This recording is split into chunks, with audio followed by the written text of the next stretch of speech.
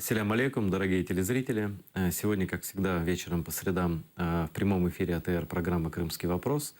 Сегодня у нас в гостях человек, который недавно был назначен президентом Украины Петром Порошенко на должность постоянного представителя Украины при Совете Европы, Дмитрий Кулеба. Здравствуйте, Дмитрий. Добрый вечер.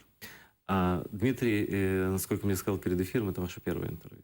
Это мое первое телеинтервью после назначения на новую должность, да. Ну, я думаю, что так уж получается, к сожалению, и не к сожалению, но это судьба такая, что ваша работа в Совете Европы во многом будет связана с крымскими татарами. Она и здесь, в Киеве, была во многом связана с крымскими татарами, с Крымом. Я, в принципе, еще продолжаю до отъезда в Страсбург выполнять эти функции. Я занимаюсь публичными кампаниями, связанными с тем, чтобы привлекать внимание международного сообщества к нашим узникам, политическим заключенным, к жертвам репрессий российских, в том числе, конечно, и в Крыму. Поэтому я, знаете, близко к сердцу воспринимаю эту проблему, вообще проблему наших политзаключенных в России, потому что оказаться в лапах этой системы, безжалостной, циничной, это большая беда. И я считаю, что государство Украина обязано бороться до последнего за каждого гражданина нашего и привлекать международное сообщество для того, чтобы мы единым фронтом выступали. Здесь речь идет о жизни, здоровье, достоинстве конкретных людей, которые ежедневно испытывают боль и физическую, и душевную из-за той несправедливости, которая с ними происходит. И эту работу я планирую точно так же продолжить в Совете Европы. Я думаю, что вам очень много работы подкинут власти Российской Федерации, которые сегодня, как раз незадолго до того, как вы приехали к нам в студию, приняли решение о приостановлении так называемой деятельности Меджлиса крымско-татарского народа до решения суда.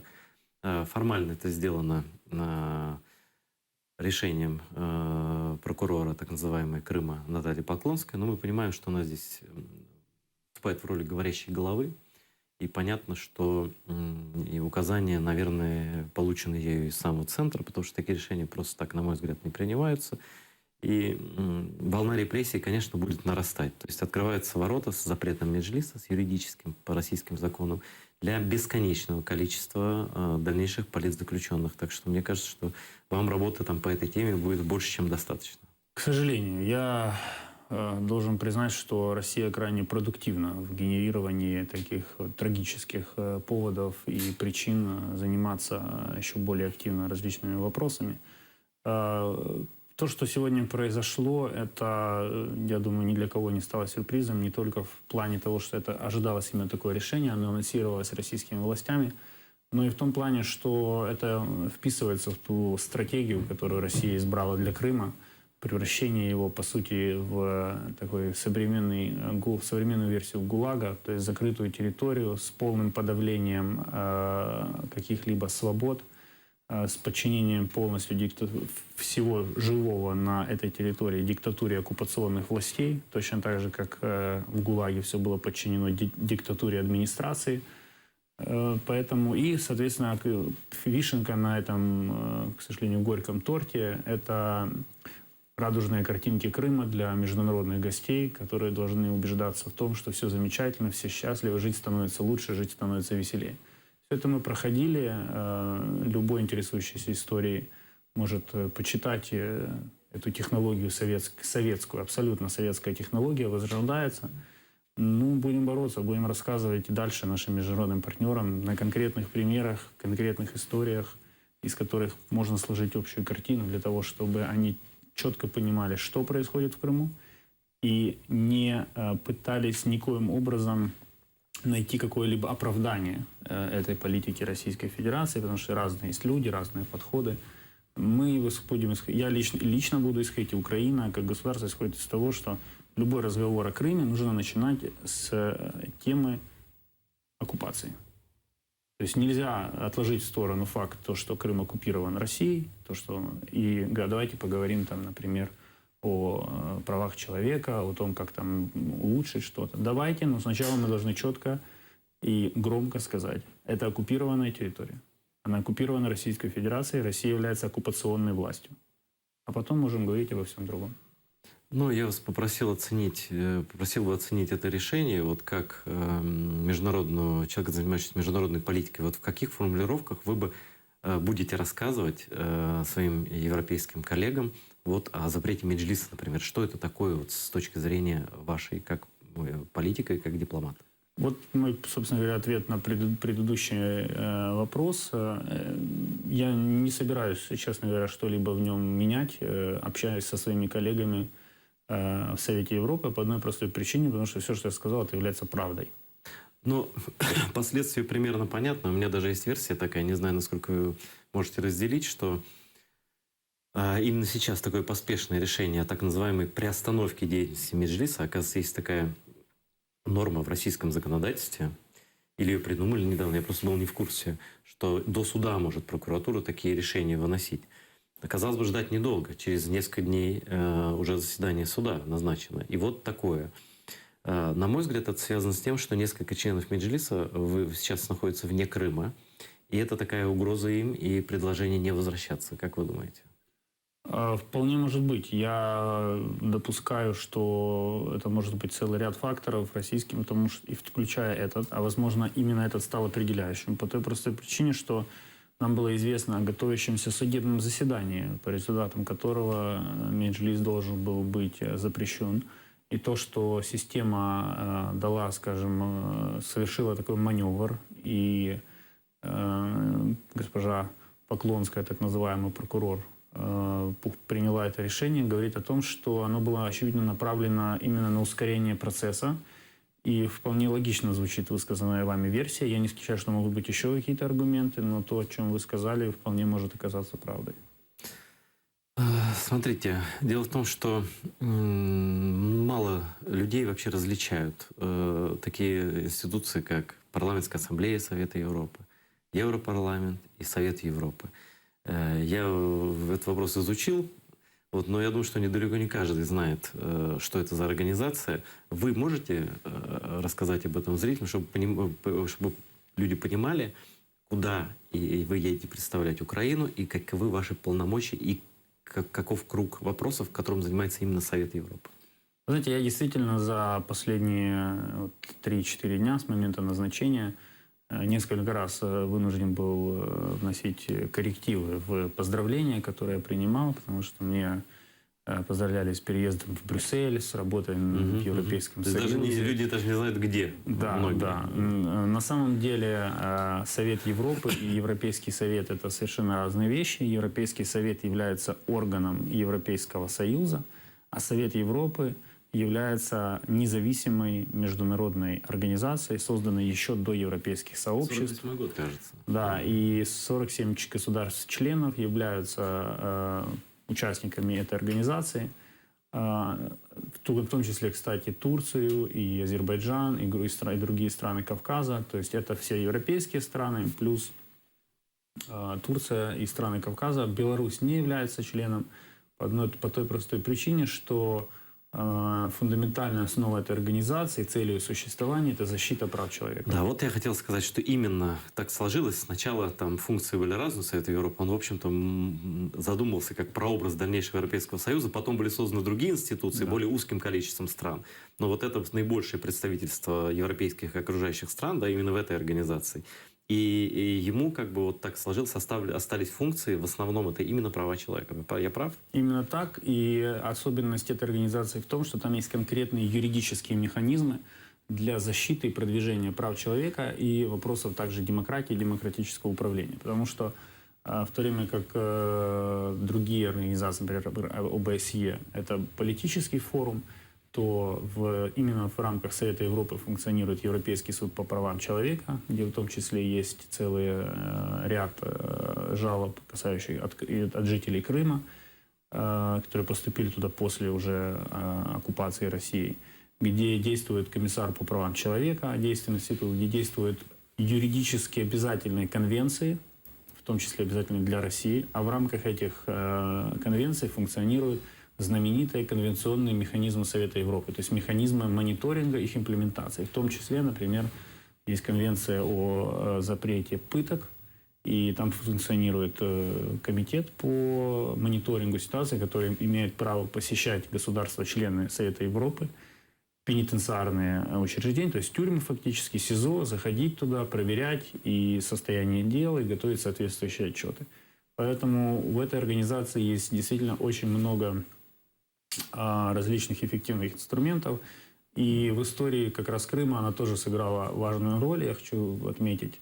Это была первая международная институция, которая в мягкой форме, но отреагировала уже 26 февраля 2004 года на события в Крыму. Тогда на начало оккупации, по сути. Потому что тогда украинская делегация инициировала внесение соответствующего пункта в одно из решений Совета министров, Комитета министров Совета Европы. И он, еще к слову, Крым не упоминалось, там говорилось о приверженности территориальной целостности, мирному решению споров. Но все понимали, в каком контексте мы вносим это предложение, все понимали, что речь идет именно о Крыме, и это был первый сигнал международного сообщества России о неприемлемости того, что она делала. Уже 26 февраля 2014 года. И мы забыли сказать, что акцентировать, что это в Страсбурге находится организация, да. точно так же, как и Европейский суд по правам человека, так называемый ЕСПЧ, куда подают жалобы частные лица на ущемление своих прав в своих странах. И Россия пока является все-таки членом Совета Европы. Да, в то же время в структуре Совета Европы существует известнейший орган, парламентская ассамблея Совета Европы, авторитетная международная структура, и уже давно, собственно говоря, с 2014 года полномочия российской делегации в этом органе, они ограничены. То есть Россия находится под санкциями. Это очень серьезный и процедурный, и имиджевый. Они голосовать не могут, правильно? Они не могут голосовать, они не могут принимать участие в ряде органов, то есть в работе их. Поэтому там очень серьезное на них оказывается давление. Это болезненный для России вопрос. Она всячески пытается выйти из-под этого режима, в том числе угрожая выйти из Совета Европы вообще, в целом. Да, вообще оставить в эту организацию.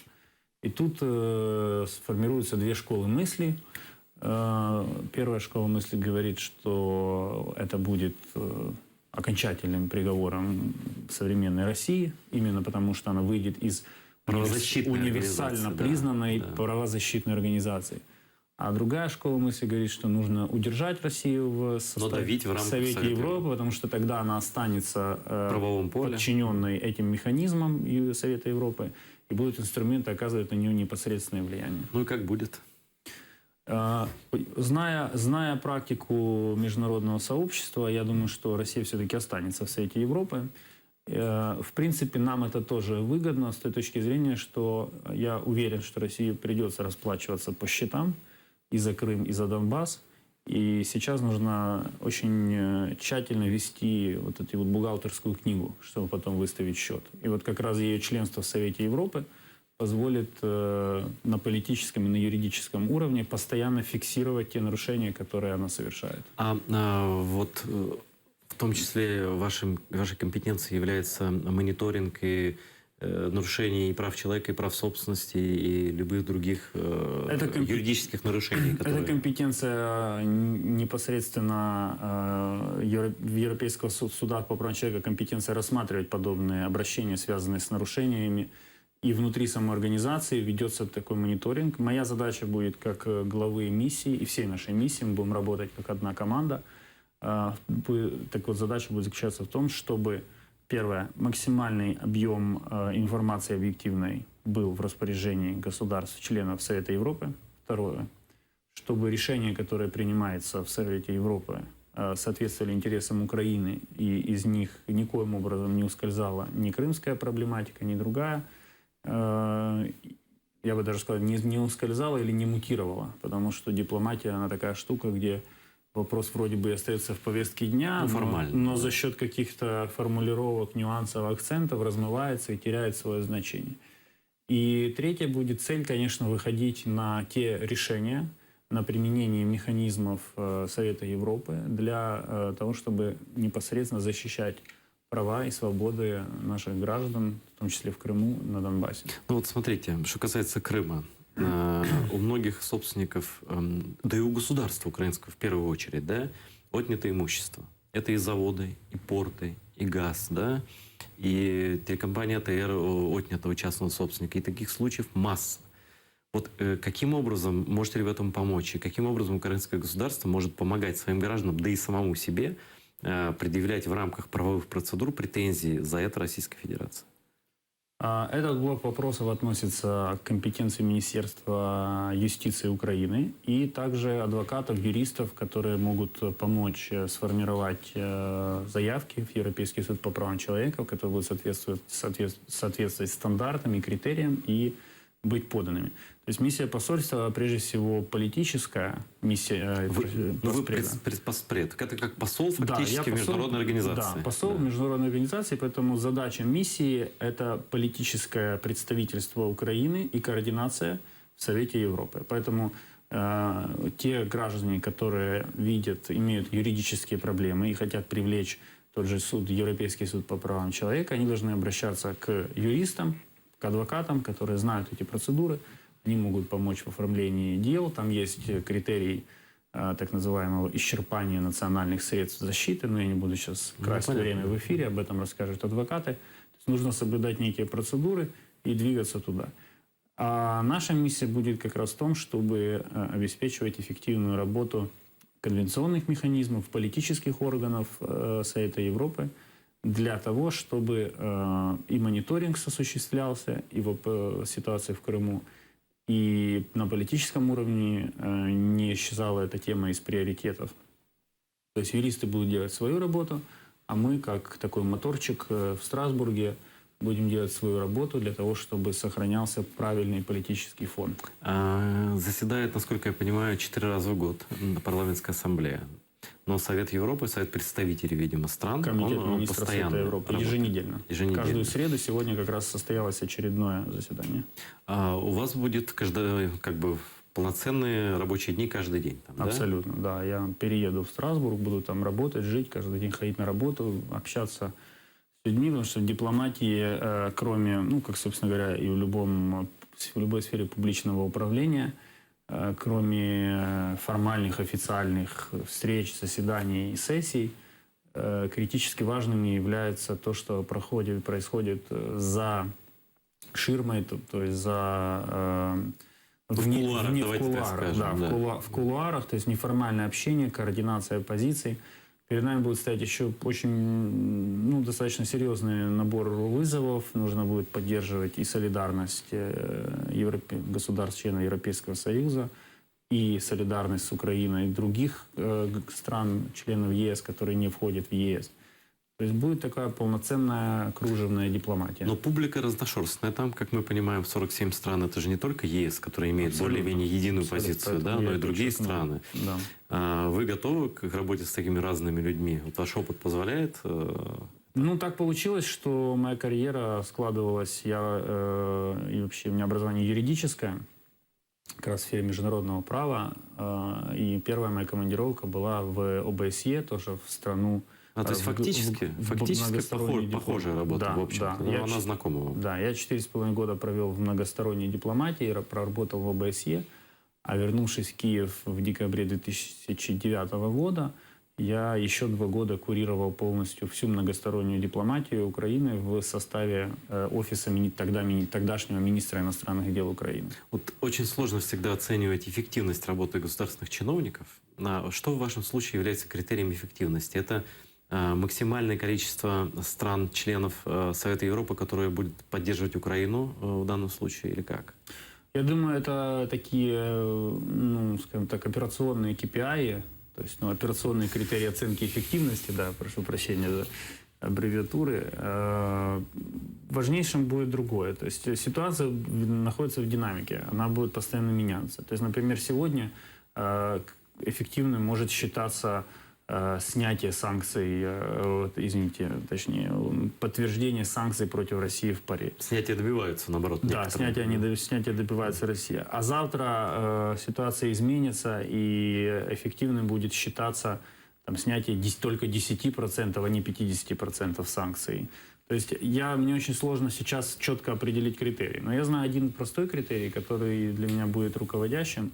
Если Совет Европы будет предпринимать конкретные шаги для защиты прав людей, прав человека в Крыму, если мы будем видеть неизменность жесткой позиции Совета Европы по оккупации Крыма и, в принципе, по территориальной целостности Украины, и мы не дадим никому размыть эту жесткость, сделать ее, размягчить эту жесткость, вот для меня это будут важные критерии. То есть вопрос территориальной целостности как политическая формулировка и конкретная помощь, то есть защита прав человека в самом Крыму, помощь конкретная заключенным, которых бросают в русские тюрьмы и в СИЗО. Эти вот политические и конкретные человеческие истории, которые будут критериями. Смотрите, Рифат Чубаров, глава Меджлиса крымско-татарского народа, сегодня сделал заявление, опять незадолго до нашего эфира, о том, что он призывает Петра Порошенко, причем с формулировкой «обязан», по его мнению, Петр Порошенко, как президент Украины, требовать созыва сессии Совета Безопасности, правильно, ООН, да, Совбеза ООН, именно по вопросу запрета Меджлиса и связанных с ними репрессий в отношении крымских татар. Насколько это реально, как вам кажется? Ну, дипломатия, так как и политика, это искусство возможного. Я хочу сказать, что мы, как Министерство иностранных дел, всегда по вопросу Крыма вот, делали и делаем, и я уверен, даже и будем делать все, что в наших силах. Поэтому я услышал об этой инициативе вот за 10 минут до эфира.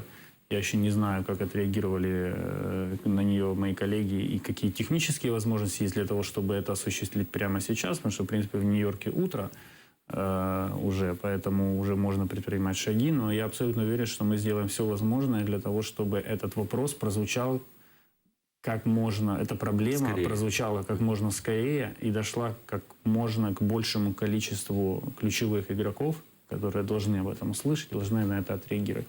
Потому что в дипломатии есть очень простой закон. Один раз ты не отреагировал, один раз ты упустил, промолчал, и это размывает твою позицию. Это сразу же ослабляет и твои партнеры тоже видят, значит, для тебя, наверное, это не так принципиально. И у тебя есть точки для компромисса.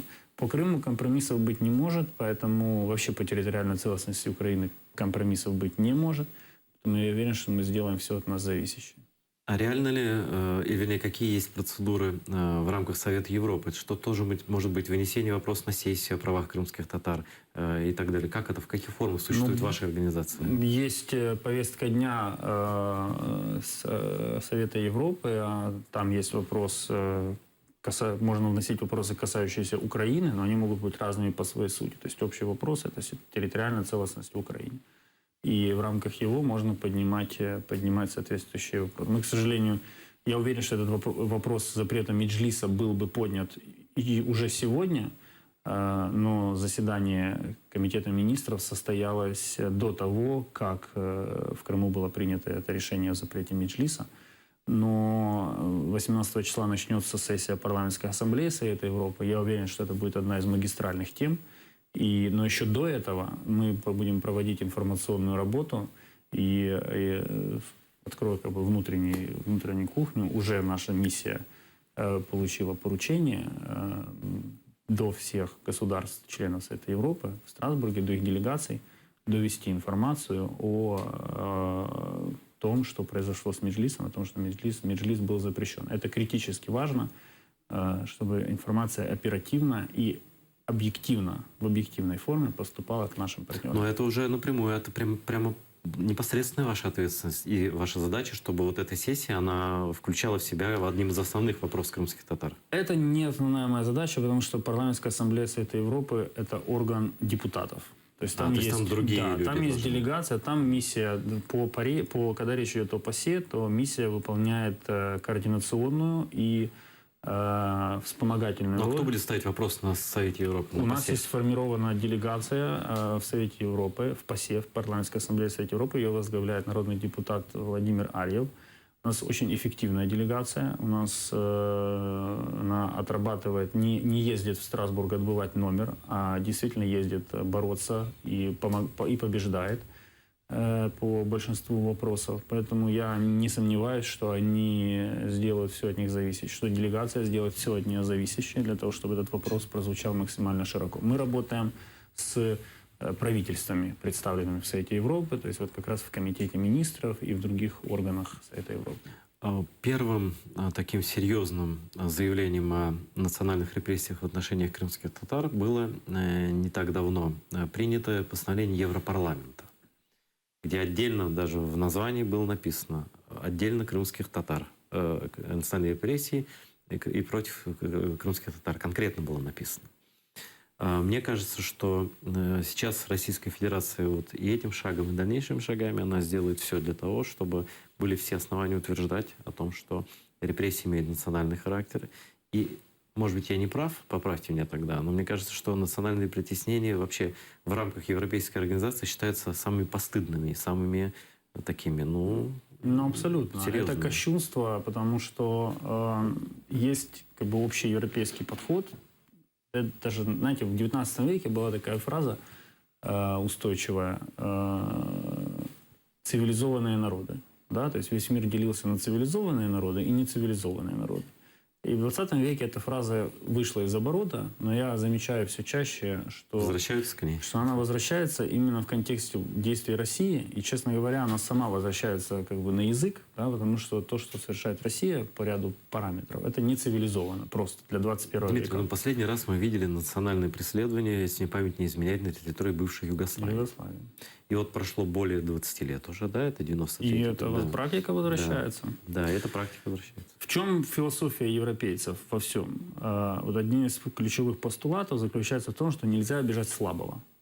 Слабый? Меньшинство. Слабо, да. А меньшинство – это однозначно слабая группа по отношению к большинству, потому что большинство может задавить просто количественно. И вот этот фундаментальный, это даже не то, что принцип права, это фундаментальный принцип европейской философии, что слабый требует защиты по национальному признаку, он представляет меньшинство, по сексуальному признаку, по религиозному признаку, но он требует защиты.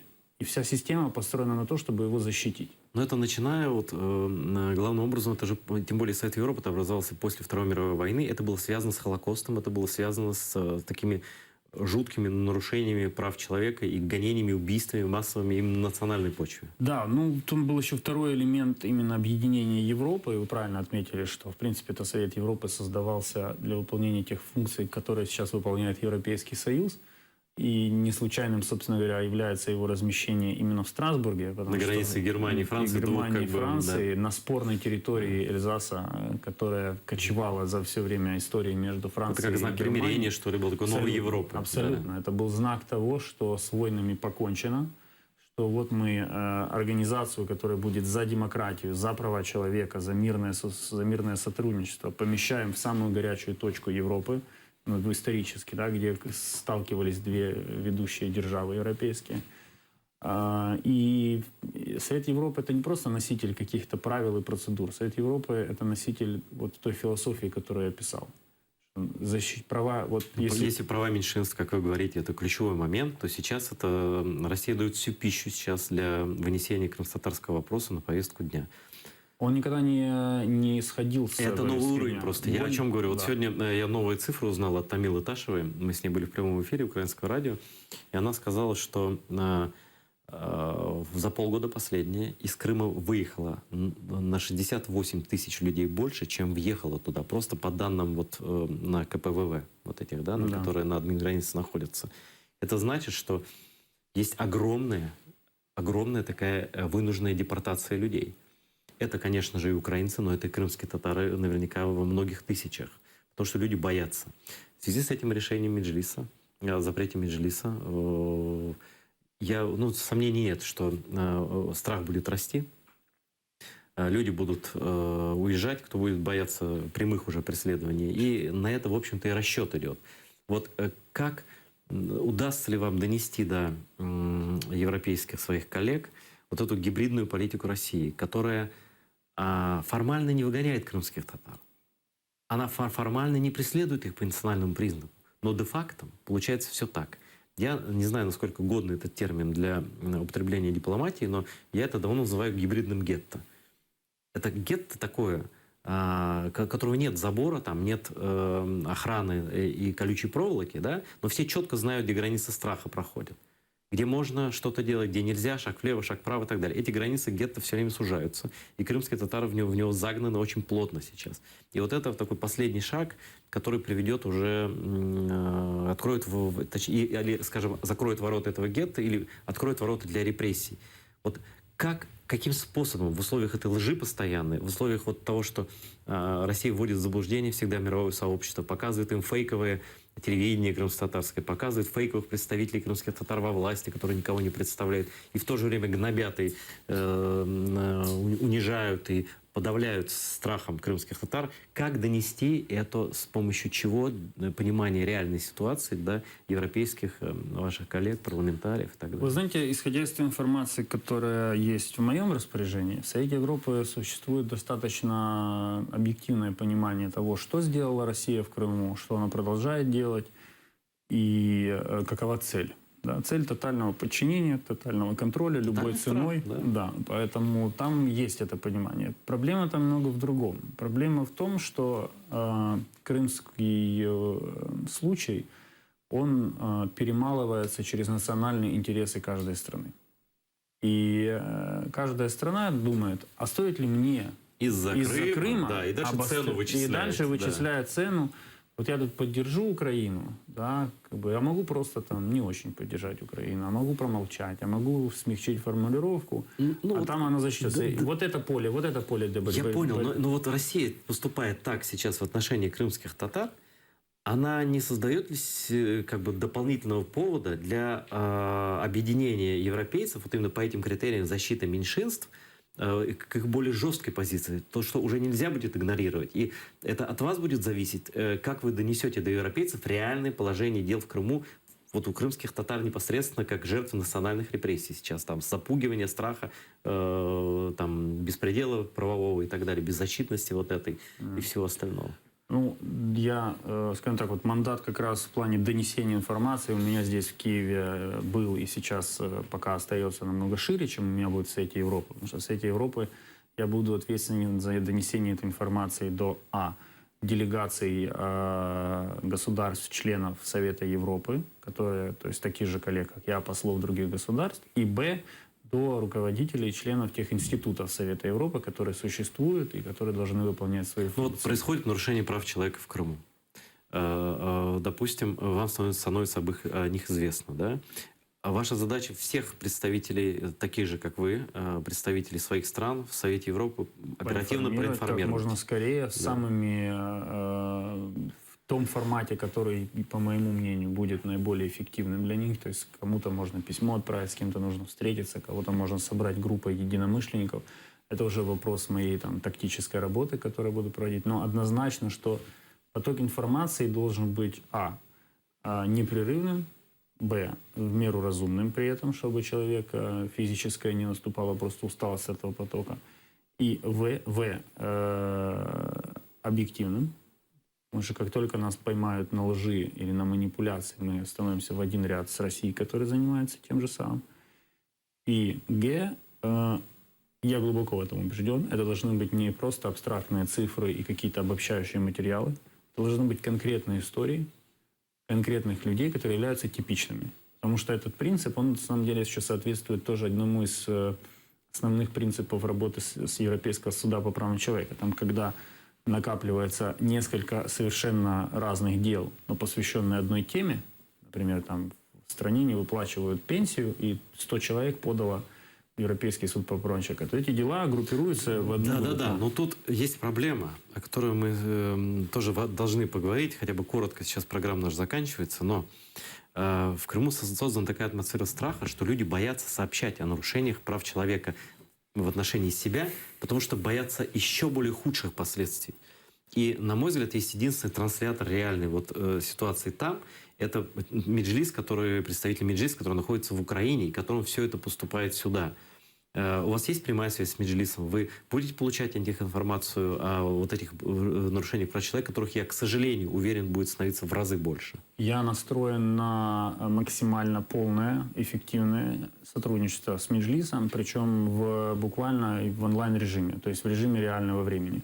До своего отъезда я планирую провести встречи с руководством Меджлиса, с его членами, ответственными, скажем, ну, там, наиболее пассионарными, активными по тем вопросам, которые будут в сфере моей компетенции. И я бы хотел, чтобы у нас установилось доверительное сотрудничество в режиме реального времени, когда мы не будем даже писать друг другу официальные письма, условно говоря, в Вайбере, в интернете, в телефоне, бросать друг другу сообщения. Я вам скажу, Дмитрий, что мы вас тоже в покое не оставим, потому что на АТР поступает очень много жалоб от людей, которые боятся там жаловаться вообще кому бы то ни было. У меня есть ваш телефон. Я надеюсь, новый ваш телефон в Страсбурге тоже у меня будет. И вы уж извините, но у нас ситуация отчаянная, и в случае любых вещей, которые будут происходить в Крыму, которые будут связаны с вашей тематикой, с вашей работой, я буду к вам обращаться. Защита крымчан и возврат Крыма – это наша не просто общая ответственность, это наш долг. И поэтому я открыт к этому взаимодействию, потому что только вместе мы можем победить. Как только нас разъединят по каким-то причинам, там, мы обидимся друг на друга, не мы лично, мы с вами, а в целом, или кто-то, энергии у кого-то перестанет хватать, вот это будет путь к поражению. Поэтому мы должны быть вместе, мы должны быть очень энергичны. Я думаю, что о победе говорить еще, к сожалению, рановато, а вот о спасении крымских татар точно можно уже говорить, потому что болезнь переходит в очень тяжелую, самую болезненную стадию. Я знаю, что вы это понимаете. И осознаете реальную ситуацию. Я желаю вам успехов в вашей работе. На вас огромная миссия лежит, это я без шуток вам говорю, потому что крымские татары находятся в страшном, униженном положении, в положении беззащитном. И я прошу вас быть нашим представителем в Европе. Спасибо. Я сделаю все от меня зависящее. Спасибо, Дмитрий. У нас в эфире был Дмитрий Кулеба, только что назначенный постоянный представитель Украины в Совете Европы. Это было его первое телевизионное интервью, которое он дал крымским татарам. Спасибо большое. До встречи в следующую среду.